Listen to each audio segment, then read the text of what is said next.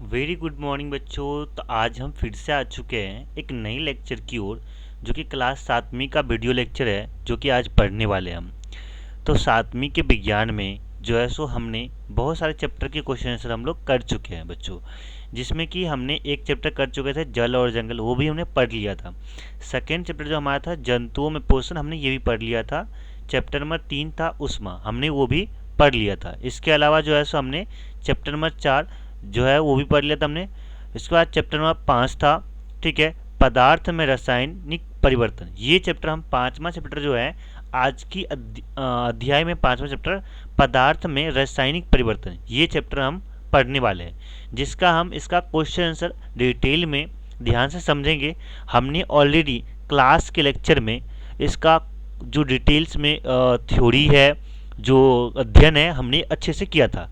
अब इसको हम डिटेल में समझने का प्रयास करेंगे कि क्वेश्चन आंसर में क्या क्या चीज़ें हैं जिसमें रासायनिक परिवर्तन होता है, जैसे भौतिक परिवर्तन होता है, केमिकलों का मिलने से क्या होता है, क्या चीज़ मिल जाता है, ठीक है। ये चीज़ों के बारे में हमने क्लास में पढ़ लिया था। बहुत सारी चीज़ों के हमने अध्ययन देखा था। गुब्बारे के बारे में बताया था हमने, ठीक है। दूध से दही का जमने के बारे में बताया था। बहुत सारे रासायनिक परिवर्तन है, भौतिक परिवर्तन है, बहुत चीज़ों के बारे में हमने जिक्र किया था। जंग कैसा लगती है उसके बारे में बताया था हमने, ठीक है ना। देखा होगा आप लोगों ने कि कई सारे मतलब जैसे कोई लोहे की कील है, उसको बहुत दिनों तक छोड़ देता है, ऐसे तो जंग लग जाती है अपने आप, ठीक है। उसके बारे में हमने बताया था, ठीक है। अम्ल के बारे में बताया था, ठीक है। सिंपल सिंपल चीज़ें मैंने बताई थी, बहुत अच्छे से प्यार से समझाया था आप लोग बच्चों, और आप लोग बहुत अच्छे से समझ भी गए थे, ठीक है। अभी जो हम है वो हम अध्याय के जो क्वेश्चन आंसर है उसके अभ्यास के प्रश्न और उत्तर की ओर बढ़ते हैं, ठीक है। अभी तक आपने चैनल को सब्सक्राइब नहीं किया तो सब्सक्राइब कर लीजिए, और वीडियो को शेयर करिए, लाइक कर लीजिए, ठीक है। बढ़ रहे हैं हम लोग अभ्यास के प्रश्न उत्तर की ओर, ठीक है। वेरी गुड मॉर्निंग बच्चों। आज जो है सो अब जो टॉपिक जो है हम अभ्यास के प्रश्न उत्तर पे आ चुके हैं फिलहाल, और हम जो है सो पूरे क्वेश्चन आंसर देखेंगे, ठीक है।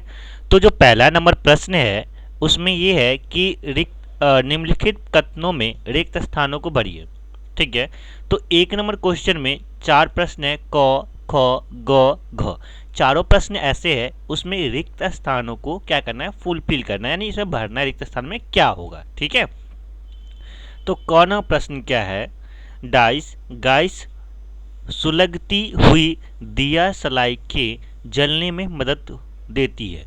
तो ये क्या चीज़ जलने में मदद देती है, सुलगती हुई दिया सलाई की, ठीक है। तो इसका जो आंसर लिखेंगे, इसमें जो खाली स्थान भर देंगे वो होगा ऑक्सीजन। ऑक्सीजन गैस सुलगती हुई दिया सलाई के जलने में मदद करती है, ठीक है, ऑक्सीजन की वजह से, ठीक है। इसके बाद एक खौना प्रश्न है, डाइस परिवर्तन में नए पदार्थ का निर्माण होता है। तो क्या चीज में नए पदार्थ का निर्माण होता है, तो रासायनिक परिवर्तन में क्या होता है, नए पदार्थ का निर्माण होता है। इसके बाद जो है सो प्रश्न नंबर ग है, खाने के सोडे का रासायनिक नाम डाइस है। तो खाने के सोडे का रासायनिक नाम क्या होता है बच्चों, तो ये होता है सोडियम बाइकार्बोनेट, ठीक है। इसका ये उत्तर हो जाएगा। अब जो प्रश्न है वो है घ नंबर। घ नंबर प्रश्न क्या है बच्चों, जब कार्बन डाइऑक्साइड को चूने के पानी में प्रवाहित किया जाता है तो यह डाइस के बनने के कारण दूधिया हो जाता है। तो कार्बन डाइऑक्साइड की को चूने के पानी में प्रवाहित ऐसा क्या होता है कि उसमें जो है सो दूधिया हो जाता है उसका। तो जो है सो इसमें क्या होगा, कैल्शियम कार्बोनेट हो जाएगा इसका आंसर। जो खाली स्थान है ना बच्चों, उसमें क्या भर दीजिएगा, कैल्शियम कार्बोनेट, ठीक है बच्चों। बता बच्चों, अभी अब तक आपने चैनल को सब्सक्राइब नहीं किया तो सब्सक्राइब कर लीजिए, अपने दोस्तों के पास शेयर कर लीजिए। हम आ जाते हैं नेक्स्ट नंबर प्रश्न की ओर। प्रश्न नंबर है 2, निम्नलिखित प्रक्रिया के अंतर्गत होने वाली परिवर्तन को भौतिक अथवा रासायनिक परिवर्तन के रूप में वर्गीकृत कीजिए। इसमें भी क से लेकर झ तक प्रश्न है, और इसमें बताना है कि कौन भौतिक परिवर्तन है, कौन रासायनिक परिवर्तन है, ठीक है। तो ये चीज़ें जानेंगे, ठीक है। क्लास में हम डिटेल में बताए हुए थे कि किसे भौतिक परिवर्तन कहते हैं, किसे रासायनिक परिवर्तन कहते हैं। चलिए, कौन प्रश्न है, चौक को चौक चूर्ण में बदलना, ये क्या चीज़ परिवर्तन है, तो ये भौतिक परिवर्तन हो जाएगा, ठीक है। इसका आगे में लिख सकते हैं उत्तर में, ठीक है, भौतिक परिवर्तन। ख नंबर प्रश्न है बच्चों, मोम को पिघलना क्या हो जाएगा, कौन सा परिवर्तन होगा ये? बिल्कुल सही जवाब, भौतिक परिवर्तन होगा। ठीक है, इसका भी आंसर लिखिए भौतिक परिवर्तन। गौरव प्रश्न है भोजन का पाचन। ठीक है, तो ये क्या हो जाएगा, रासायनिक परिवर्तन होगा, आंतरिक रूप से हो रहा है। इसके बाद है गौरव प्रश्न है प्रकाश संश्लेषण। इसका क्या उत्तर हो जाएगा बच्चों? इसका हो जाएगा रासायनिक परिवर्तन। ठीक है, 54वां प्रश्न है एल्यूमिनियम के टुकड़े को पीटकर उसका पत्थर यानी फाइल बनाना क्या हो जाएगा, भौतिक परिवर्तन हो जाएगा बच्चों इसका उत्तर। ठीक है, 56वां प्रश्न है जल में शक्कर को घोलना क्या हो जाएगा, इसका उत्तर भौतिक परिवर्तन हो जाएगा। ठीक है, 54वां प्रश्न है कोयले को जलना, इसका उत्तर क्या हो जाएगा, रासायनिक परिवर्तन। ठीक है, 54वां प्रश्न है रवाकरण द्वारा शुद्ध पदार्थ प्राप्त करना, इसका उत्तर क्या हो जाएगा, भौतिक परिवर्तन। ठीक है, आप लोग इस वीडियो को पॉज करके नोट भी कर सकते हो, तो नोट करते रहो साथ साथ। ठीक है, समझ के। ठीक है, बाय द वे आप क्लास में भी ज्वाइन कर सकते हो। ठीक है, यूट्यूब पे ज्वाइन बटन मिल जाएगा, क्लासेस चलती है लाइव, तो सब्सक्रिप्शन वाली क्लासेस में और डिटेल में क्वेश्चन आंसर बताया जाता है, जो लेक्चर वगैरह चलती है। ठीक है, बढ़ते प्रश्न नंबर 3 की ओर।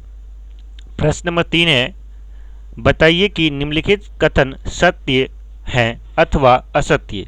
यदि कथन असत्य हो तो उसे सही करके लिखिए। कौन प्रश्न है, कौशल्य का चौथा प्रश्न है, जिसमें कौन सत्य है और कौन असत्य, वो चीजें क्या करना है आपको बताना है। ठीक है बच्चों, तो कौन प्रश्न है लकड़ी के लट्ठे को टुकड़ों में काटना एक रासायनिक परिवर्तन है। बिल्कुल गलत बात है कि फिजिकल चीजें हो रही है और ये रासायनिक परिवर्तन बता रहे, तो गलत बता रहे हैं ना, तो इसको क्या लिखेंगे, असत्य। खौना प्रश्न है पत्तियों से खाद का बनना एक भौतिक परिवर्तन है, बिल्कुल गलत बता रहा है। ठीक है, तो ये असत्य हो जाएगा। गौण प्रश्न है जस्ते लेपित लोहे की पाइप में आसानी से जंग नहीं लगता, अगर जस्ते लेपित हो जाता तो जंग नहीं लगेगा। ठीक है, सही बता रहा है वो, तो इसमें क्या होगा, सत्य हो जाएगा इसका उत्तर। ठीक है, आप चाहे तो आगे में सत्य की जगह सही का टिक और गलत की जगह पे सत्य की जगह क्रॉस का चिन्ह भी लगा सकते हैं। ठीक है, घौना प्रश्न है मैग्नीशियम के फीते को मोमबत्ती की लौ के पास ले जाने पर यह चमकदार प्रकाश के साथ जलने लगती है, तो इसका उत्तर हो जाएगा सत्य।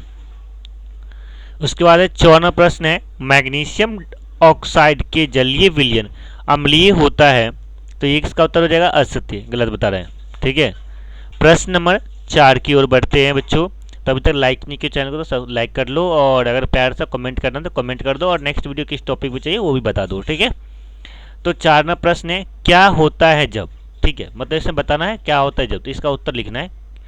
तो इसमें भी क्या है, 4 प्रश्न है, तो इसमें हम चलते हैं क की ओर। तो 4 का क है सिरका में इनो यानी गैस की दवा डालते तो क्या होता है। ठीक है, सिरका में इनो गैस की दवा डालते तो क्या होगा, होता क्या है। तो जब सिरका में जब इनो डालते हैं तो कार्बन डाइऑक्साइड और अन्य पदार्थ प्राप्त होता है। ठीक है, इनो डालेंगे ना उसमें सिरका में, तो क्या होगा, कार्बन डाइऑक्साइड प्लस क्या होगा, अन्य पदार्थ प्राप्त होगा। खौना प्रश्न है नीला थोता के विलयन में ब्लेड डालते हैं तो क्या होता है, तो इसका उत्तर हो जाएगा नीला थोता के विलयन में जब ब्लेड डालते हैं तब नीला थोता कॉपर सल्फेट के ब्लेड के बीच अभिक्रिया यानी रिएक्शन होता है और विलयन का रंग नए पदार्थ बनने के कारण आयरन सल्फेट और कॉपर यानी भूरा निक्षेप विलयन का रंग परिवर्तन हो जाता है। ठीक है, एक हम समीकरण के माध्यम से समझने का प्रयास करेंगे, जैसे कि ये CuSO4 प्लस Fe, इसको रिएक्शन होता है तो FeSO4 प्लस Cu यानी कॉपर सल्फेट प्लस लोहे का जो रिएक्शन होता है तो उसमें बनता है आयरन सल्फेट विलयन प्लस कॉपर बनता है जो भूरा निक्षेप होता है। ठीक है, और जो आयरन सल्फेट होता है ना वो हरा रंग का होता है। ठीक है, मैंने अच्छे डिटेल में बताया है। और चलिए गौना प्रश्न की ओर बढ़ते हैं। तो गौना प्रश्न क्या है, लोहे के तावा को नमी युक्त वायु में रखते हैं, इसका क्या उत्तर हो जाए, तो क्या होता है, इसका उत्तर हो जाएगा बच्चों लोहे के तावा को नमी युक्त वायु में रखते हैं तो लोहा वायु में उपस्थित ऑक्सीजन और नमी यानी पानी युक्त वायु के साथ अप्रतिक्रिया करता है और तवा पर जंग यानी रस्ट लग जाती है। तो ये चीजें है, इसका उत्तर हो जाएगा। ठीक है, घन प्रश्न है। घन प्रश्न की ओर बढ़ते हैं। तो घन प्रश्न क्या है? पोटेशियम पर मैग्नेट को गर्म करते हैं तो क्या होता है? तो पोटेशियम पर मैग्नेट को बच्चों गर्म करेंगे तो बेसिकली ये जो है so oxygen O2 gas plus यानी और अन्य पदार्थ बनते हैं। ठीक है, ये जो प्लस बीच में बोलते रहते हैं ना, या रिएक्शन होता है, केमिस्ट्री की भाषा में होता है। ठीक है, कभी भी केमिस्ट्री के दो समीकरणों के बीच में प्लस लिखा है ना, मतलब जोड़ने होता है, ये रिएक्शन होता है, दोनों चीज में रिएक्शन हो रही है। ठीक है बिग सर। चलो अब अगला प्रश्न है 5वां नंबर प्रश्न। तो 5वां नंबर प्रश्न की ओर बढ़ते हैं बच्चों। तो बच्चों अब हम आ चुके हैं 5वें नंबर प्रश्न की ओर। तो 5वां नंबर प्रश्न क्या है? भौतिक परिवर्तन एवं रासायनिक परिवर्तन में अंतर बतावे, प्रत्येक का एक उदाहरण दीजिए। यानी इस प्रश्न में है क्या बच्चों कि बेसिकली आपको तो उन दो चीज़ों में यानी भौतिक परिवर्तन और रासायनिक परिवर्तन में अंतर बताना है, और दूसरी चीज़ दोनों में क्या करना है, एक का यानी प्रत्येक का एक एक उदाहरण दीजिए जरूर। ठीक है, तो पहले हम क्या कर लेते हैं, भौतिक परिवर्तन के बारे में लिख लेते हैं, फिर हम रासायनिक परिवर्तन में लिख देते हैं। ठीक है, आपको मैं ऐसा बताता हूँ, अगर आप चाहोगे तो कॉपी के बीच में दो पार्ट में फोल्ड करके दोनों साइड अलग अलग चीज़, एक साइड भौतिक परिवर्तन, एक साइड रासायनिक परिवर्तन, ऐसे भी आप लिख सकते हैं। तो पहला नंबर पॉइंट है, जब किसी पदार्थ के भौतिक गुणों में परिवर्तन होता है, पदार्थ में भौतिक गुणों में परिवर्तन का तात्पर्य होता है उसके आकार, आकृति, रंग, अवस्था आदि गुणों का में परिवर्तन होना। ठीक है, जैसे उदाहरण के तौर पे हम लिख सकते हैं बर्फ, पानी, गैस, यानी बर्फ से पानी में, पानी से बर्फ में बन गया, जैसे पानी से वाष्प बना, वाष्प से क्या पानी बन गया, इस चीज़ की। ठीक है, दूसरा पॉइंट हम लिख रहे हैं यह परिवर्तन अस्थायी है। ठीक है, तीसरा पॉइंट है इसमें नए पदार्थ का निर्माण नहीं होता है। अब इसी जगह हम दूसरी साइड भी लिख सकते हैं, या फिर नीचे से लिख रहे हैं आप, हम लिख रहे हैं, आप जो है दूसरी साइड भी फोल्ड कॉपी में लिख सकते हैं रासायनिक परिवर्तन में।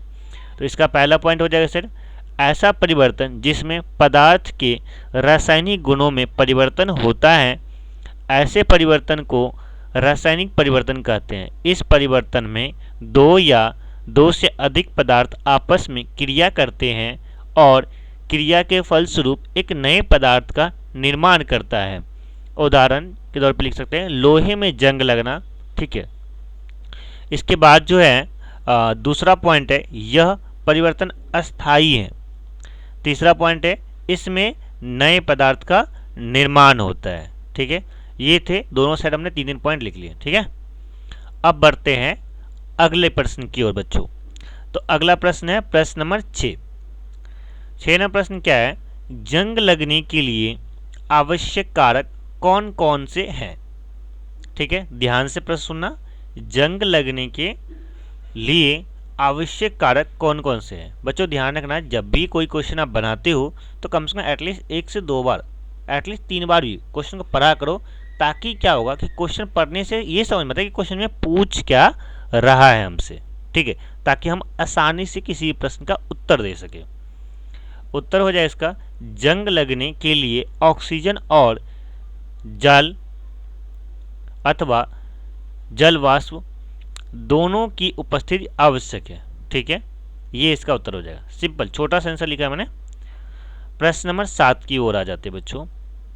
7वां प्रश्न है, जंग लगने से कैसे रोका जा सकता है? यानी अगर किसी चीज में जंग लग रहा है बेसिकली, तो उस जंग लगने की प्रक्रिया को कैसे हम रोक सकते हैं, कैसे बचा सकते हैं जंग लगने से? तो इसका उत्तर हो जाएगा, वैसे बाय द वे आप लोग जानते हैं, अपनी चीज़ों के आसपास सर्कल में देखा होगा जरूर, बट क्या है हम समझ नहीं पा रहे, क्या चीज़ कंफ्यूज हो जाती है कई बार, क्योंकि किताबी चीज़ें हैं। लेकिन क्या होता है, अगर अच्छे से क्वेश्चन पढ़ोगे, मैंने पहले ही बताया ना, तो आपको जो है सो क्लियर वे में समझ में आएगा। तो इसका उत्तर हो जाएगा, जंग लगने से बचाने के लिए पदार्थ पर पेंट, सीज की परत या क्रोमियम अथवा जस्ता का लेप यानी जिंक बोलते हैं, लेप चढ़ाया जाता है। घरों में देखा होगा अक्सर जो है सो हम पेंट वगैरह करते हैं, जैसे ग्रिल वगैरह होती है उसमें पेंट कर देते हैं, उससे क्या होता है जंग नहीं लगता है। तो सिंपल चीज़ है, आपने अपने आसपास घरों में देखी होगी ये चीज़ें। ठीक है, कोई ज़्यादा विज्ञान जो है सो कोई इधर उधर चीज़ नहीं, आपको अपने आसपास देखते हो वही चीज़ों में है। ठीक है, ये इसका 7 का उत्तर हो गया। बढ़ते हैं प्रश्न नंबर 8वां की ओर। तो बच्चों 8वां प्रश्न है, कार्बन डाइऑक्साइड गैस कैसे उत्पन्न होता है, किसी 3 विधियों का वर्णन करें तथा इनके गुणों को बताइए। इसका उत्तर हो जाएगा, कार्बन डाइऑक्साइड जीव जंतु के शोषण प्रक्रिया के फलस्वरूप उत्पन्न होता है जब हम सांस छोड़ते हैं। ठीक है, कार्बन डाइऑक्साइड जैसी बात है, हम लोग ही तो छोड़ते हैं ना, पेड़ पौधे क्या आते हैं वो लेते हैं कार्बन से। ठीक है, तो इसमें 3 पॉइंट्स हमने लिखा है। पहला पॉइंट है, जब चारकोल को ऑक्सीजन की उपस्थिति में जलाते हैं तो कार्बन डाइऑक्साइड यानी CO2 बनता है, राइट। इसके बाद दूसरा पॉइंट है, कैल्शियम कार्बोनेट CaCO3 को गर्म करने पर क्या होता है, CO2 बनता है यानी कार्बन डाइऑक्साइड बनता है। CO2 को कोई कार्बन डाइऑक्साइड बोलते हैं बच्चों। ठीक है, ध्यान रखना, कंफ्यूज मत होना, क्योंकि पहले मैंने इसकी हिंदी भी लिख दिया, क्वेश्चन ब्रैकेट में इसका इंग्लिश नाम यानी केमिकल नेम जो है सो लिख दिया है ताकि आपको अच्छे समझ में आए। ठीक है, तीसरा प्रश्न है, खाने वाले सोडा को नींबू के रस के साथ अभिक्रिया कराई जाती है तो CO2 यानी कार्बन डाइऑक्साइड गैस बनता है। ठीक है, प्रश्न नंबर 9 की ओर बढ़ते बच्चों। तो प्रश्न नंबर 9 क्या है, ध्यान समझ लेते हैं। ठीक है, अगर आप वीडियो थोड़ा अगर तेज चलाए, क्योंकि क्या होता है ज़्यादा वीडियो हम लंबी नहीं खींचना चाहते हैं। ठीक है, तो क्या होता है कि आप वीडियो को बीच में पॉज करके क्वेश्चन का आंसर नोट कर सकते हो बच्चों। ठीक है, 9वां प्रश्न है, रवाकरण से क्या समझते हैं, कॉपर सल्फेट का रवा कैसे प्राप्त किया जाता है। इसका उत्तर समझो, किसी विलयन से पदार्थ के शुद्ध और बड़ी आकार के रवा प्राप्त करने के विधि को रवाकरण कहते हैं। ठीक है, उदाहरण के लिए जैसे समुद्र के जल का वाष्प के फलस्वरूप नमक का रवा प्राप्त होना। ठीक है, ये चीज़ें हैं उदाहरण के तौर पे। ऐसे जब पता होगा तुम लोगों को कि समुद्र से ही नमक बनता है। ठीक है, क्या प्रोसेस है बताइए होगा, हमने विज्ञान सामाजिक विज्ञान में भी पढ़ाया था इसके बारे में कि कैसे नमक के बारे में महात्मा गांधी ने आंदोलन किया था चंपारण में। ठीक है, पता होगा ये चीज़ें। चलिए, बहुत फेमस चीज़ें हैं, वैसे हर नोट पे जो है सो महात्मा गांधी का फोटो लगा आता है, तो आप अच्छे से जानते होंगे इनके बारे में। चलो, इसका जो नीचे से और उत्तर लिखेंगे थोड़ा डिटेल में।